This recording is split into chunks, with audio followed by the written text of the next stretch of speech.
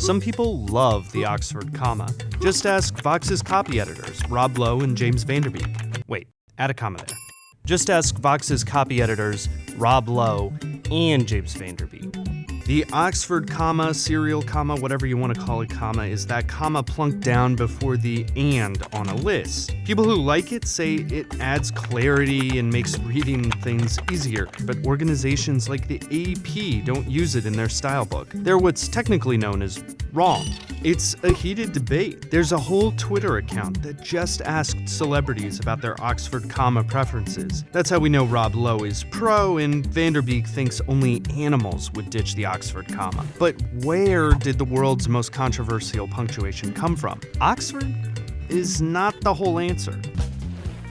Communication researcher Yasso Lamberg wanted to know who invented it. It required a kind of detective hunt. I tried Googling it, and I just couldn't find the actual history of it. Usually, he checks things on the Oxford English Dictionary, but the Oxford English Dictionary didn't have a good answer about the Oxford comma. So according to the OED, the first recorded use of this term is supposed to be Peter H. Sutcliffe's book from 1978. The phrase Oxford comma was kind of new, but could its usage really be that recent? In his book, Sutcliffe explains the comma came from rule books written 100 years ago. A guy named F.H. Collins wrote those rule books, codifying the punctuation that Lupita Nyong'o said she couldn't live without. But that's not all. Collins said he got the idea from a letter from Herbert Spencer, who thought the comma was key in marking out the elements of a thought. And at the time, Herbert Spencer was a legend. Charles Darwin did not come up with the term survival of the fittest. Herbert Spencer did. Spencer was a classic Victorian generalist. He was a jack of all trades who did philosophy and science. In the 1860s, Darwin, Spencer, Thomas Huxley, and others all pushed evolution into the mainstream of culture. Here's Darwin and Spencer, just chatting.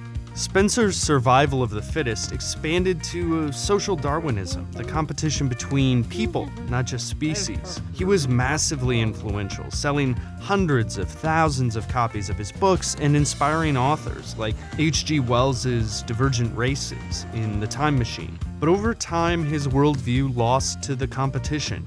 Darwin became the name people associated with evolution. Spencer turned into an often maligned figure in philosophy and a footnote to the culture at large. Social Darwinism became of a piece with eugenics in the popular culture. But Spencer really did believe in efficiency and clarity. Our culture and science have changed from a mutton-chopped Victorian's theories, but our sentences still need to be clear. And that's why the Oxford comma is still the right choice for my coworkers, Neil deGrasse Tyson and Adam Savage. Comma, please.